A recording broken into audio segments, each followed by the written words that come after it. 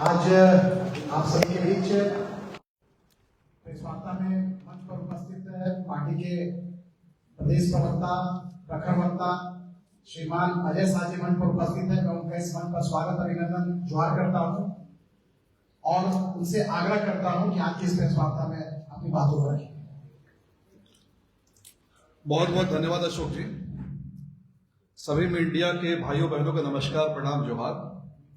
आज हम बोकारो में जो ट्रेजरी घोटाला हुआ है और जो जिलों में हुआ है उस पर इस प्रेस वार्ता को हमने बुलाया है। जैसा कि हम देख सकते हैं कि जब से हेमंत सोरेन जी की सरकार बनी है तब से यहां पर जो वित्त व्यवस्था, जो फाइनेंशियल मैकेनिज्म है, उसमें अलग ही गड़बड़ झाला देखने को मिल रहा है। आमतौर पर जब एक आम आदमी अपने पैसों को सुरक्षित रखना चाहता है तो वो उसको कई जगह पर रखता है। कई बार उसको बैंक्स में रखता है, लॉकर में रखता है, गोल्ड खरीदता है, लैंड खरीदता है, किसी जगह सेफली रखता है।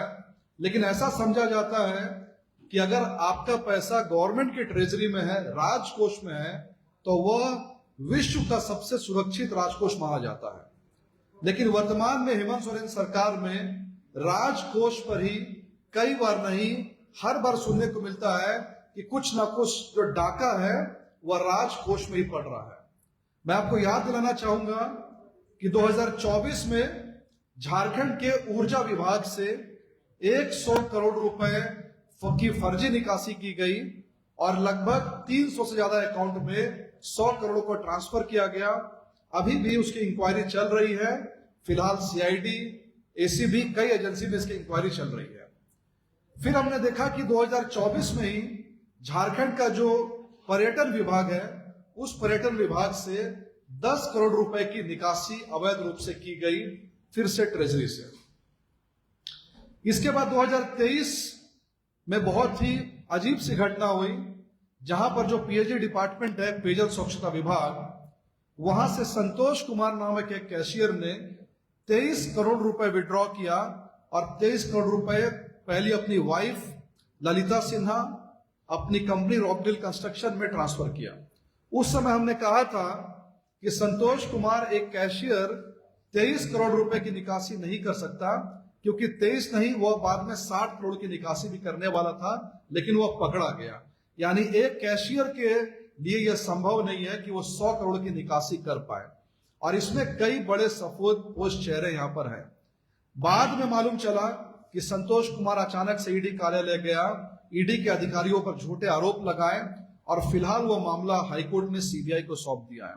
यानी संतोष कुमार के वक्त भी हमने कहा था कि एक कैशियर, अकाउंटेंट लेवल का अधिकारी इतनी बड़ी निकासी नहीं कर सकता है, और बाद में हमारी बात सच साबित हुई। अब हम बोकारो की बात करते हैं। बोकारो में कौशल पांडे नाम का एक व्यक्ति जो है वह यहाँ का संतोष कुमार है। कौशल पांडे वहां के कांस्टेबल उपेंद्र सिंह के नाम पर एक फर्जी, उपेंद्र सिंह जो कि जरा सा कोई बात करे, शांत रहिएगा प्लीज। बोकारो की जो घटना हुई है, बोकारो में एक कांस्टेबल उपेंद्र सिंह जो कि रिटायर्ड कर जाते हैं, रिटायरमेंट के बाद उनके नाम पर 2016 में रिटायर कर जाते हैं और कौशल पांडे उनके नाम पर जो रिटायरमेंट एज है उसको एक्सटेंड कर देता है। यानी कि वो रिटायर कर चुके हैं पर एडिट कर देता है कि वो रिटायर्ड नहीं कर, अभी भी सर्विस में यह आदमी है। और उसके बाद उसका सैलरी कहां निकाली जाएगी, तो सैलरी निकालने के लिए अपनी वाइफ के नाम जो अनु पांडे है उसके नाम का अकाउंट वहां डालता है और पिछले 25 महीनों में 63 बार, 25 महीने 63 बार थोड़ा थोड़ा करके टोटल जो है 4.5 करोड़ रुपए उसने वहां से निकाल लिए। और इसके बाद मालूम चल रहा है कि हजारीबाग में 15 करोड़ रुपए निकाले गए। हमारे सोर्सेस कह रहे हैं कि हजारीबाग में 14 नहीं, बल्कि लगभग 100 करोड़, 92 करोड़ का फिगर आ रहा है जिसको छिपाया जा रहा है। और ऐसा ही कुछ बहुत ज्यादा फिगर गढ़वा साहेबगंज से भी आ रहा है। अब इस पूरे प्रकरण में हमारे कुछ सवाल है सरकार से, जो कि इशारा करेंगे कैसे इस घोटाले में बहुत बड़े बड़े चेहरे लिप्त हैं। सबसे पहली बात तो यह है कि बताया जा रहा है कि जो अकाउंटेंट है कौशल पांडे, उसने ई कुबेर जो पोर्टल है उसमें बड़ी आसानी से एक कांस्टेबल के डेट ऑफ बर्थ को एडिट कर दिया। ऐसा एक कांस्टेबल के लिए संभव नहीं है कि ई कुबेर, जिसको झारनेट कंट्रोल करता है, जैप आईटी भी इसमें स्टेक होल्डर है, इसको इतनी आसानी से एक accountant date of birth edit नहीं कर सकता है। नंबर 1। नंबर 2, कॉमन सेंस की बात है। उपेंद्र सिंह नाम का जो कांस्टेबल है, उपेंद्र सिंह नाम का कांस्टेबल जिसके नाम से बनाया गया है, उसके नाम का पैसा किसके अकाउंट में जा रहा है? अन्नू पांडे।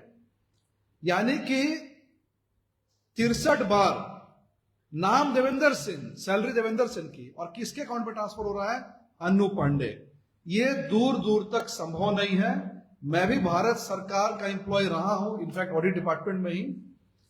एसबीआई का या जो भी पीएसयू है उसका कंप्लीट कंट्रोल रहता है सैलरी पे कि किसके नाम का अकाउंट है, उसी के नाम पे पैसा जाए। और 63 बार नाम मिसमैच बैंक नहीं पकड़ पाया, यह भी संभव नहीं है। इसमें बड़े बड़े चेहरे हैं। अब जिस कौशल पांडे की हम बात कर रहे हैं, जिसने 4.5 करोड़ रुपए की फर्जी निकासी की, उस कौशल पांडे को झारखंड की सरकार पुरस्कार दे रही है, लेटर ऑफ एप्रिसिएशन।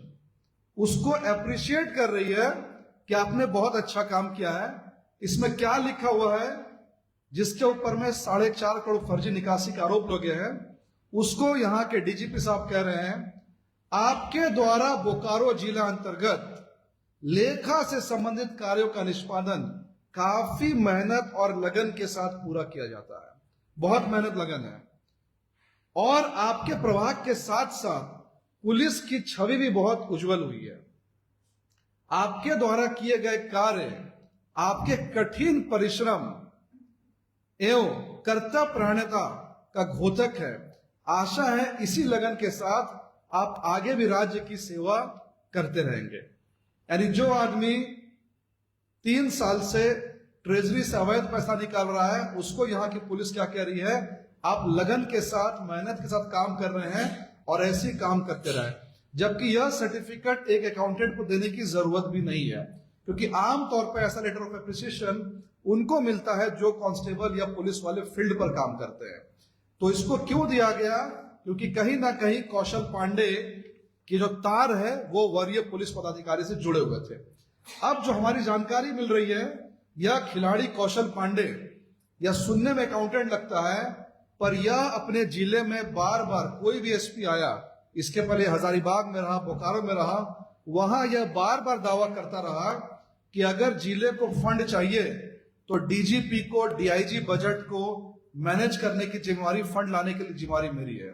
यानी यह अकाउंटेंट नहीं बल्कि फंड मैनेजर के रूप में यह काम करता है आदमी। इसके संबंध वरीय पुलिस पदाधिकारी से बहुत ही मधुर बताए जाते हैं। नंबर 3, प्रेस कॉन्फ्रेंस के माध्यम से बार बार हमें बताया जा रहा है कि अकाउंटेंट को कंट्रोल करने का पावर जो है वो डीडीओ के पास में है, यानी कि drawing and disbursing officer. But बड़ी चालाकी से इस बात को छिपाया जा रहा है कि डीडीओ कोई जापान का आदमी नहीं है। डीडीओ खुद पुलिस के एसपी होते हैं।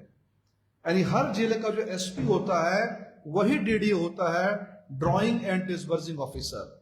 यानी एसपी खुद कह रहे हैं डीडीओ इसके ऊपर है, पर वो ये नहीं बता रहे कि मैं ही यहां का डीडीओ हूं। और आमतौर पर डीडीओ यह जिम्मेवारी डीएसपी हेडक्वार्टर को डेलीगेट करता है।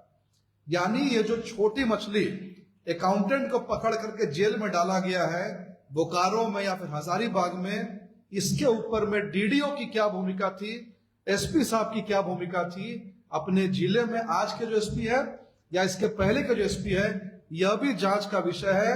आप यह बोल करके पल्ला नहीं झाड़ सकते हैं कि एक कांस्टेबल की गलती के लिए मैं जिम्मेवार नहीं हूं। ठीक है, 1 बार 2 बार 3 बार आप जिम्मेवार नहीं हो सकते हैं, लेकिन 3 साल तक 63 बार अगर वो इस तरह से थोड़े थोड़े पैसे निकालता रहे, एक कांस्टेबल लेवल का आदमी, एक अकाउंटेंट लेवल का आदमी, तो आप पल्ला नहीं झाड़ सकते हैं।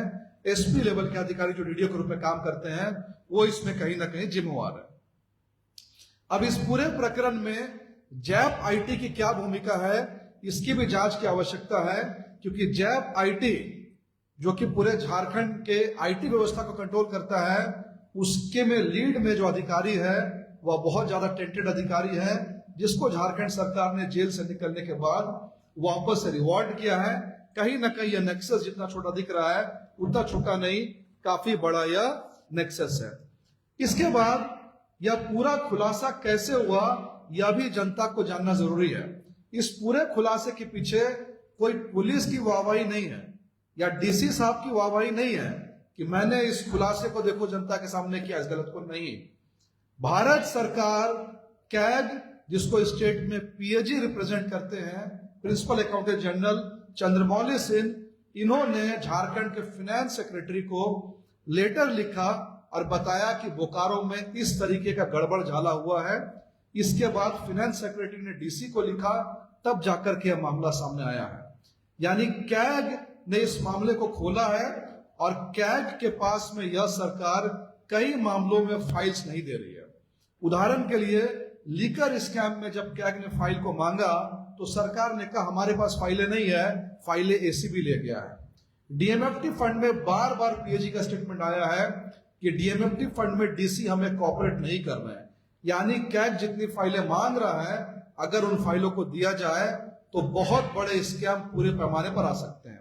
अब इस पूरे गड़बड़ झाले घोटाले जो अभी फिलहाल बोकारो, गढ़वा, हजारीबाग, साहेबगंज में देखने को मिला है, इसका स्केल जो फॉर्मल इनफॉर्मल फिगर आ रहा है या 150 करोड़ से ऊपर का है। अगर पूरे राज्य में इसकी जांच हो जाए ट्रेजरी घोटाले की तो चारा घोटाले को शायद ये टच कर जाएगा और ये 1000-2000 करोड़ से कम का घोटाला जो है वो होने वाला नहीं है। इसलिए हमारी सबसे पहली मांग यह है कि पीएजी ने इस ट्रेजरी घोटाले में जो भी सरकार को रिपोर्ट दिया है, लेटर लिखा है, उसको सरकार पब्लिक डोमेन में रखें ताकि हमें हर जिले का डेटा सार्वजनिक रूप से पब्लिक को मालूम चल पाए। नंबर 2, कल तक मालूम चल रहा था कि बोकारो में 3.5 करोड़ का घोटाला है, अंदर घुसे तो मालूम चला 4.5 करोड़। फिर मालूम चला हजारीबाग में सुबह सुबह फिगर आ रहा था 3 करोड़ तक, शाम तक फिगर हो गया 15 करोड़। और लेट नाइट मेरी एक अधिकारी से बात हुई है, इनफॉर्मल तरीके से इसके लिए 92 करोड़ का स्केल है। यानी एक जिले की 2 जिले की बात नहीं है। हम सरकार से डिमांड करते हैं पूरे स्टेट का पैन झारखंड इंक्वायरी होना चाहिए। नंबर 3, इसमें इंक्वायरी कोई पुलिस अधिकारी ना करे। पुलिस का विंग इसको अधिकारी अगर करेगा तो निष्पक्ष जांच नहीं हो सकती है, क्योंकि संभवतः इसमें पुलिस के वरीय अधिकारी का इन्वॉल्वमेंट इसमें है।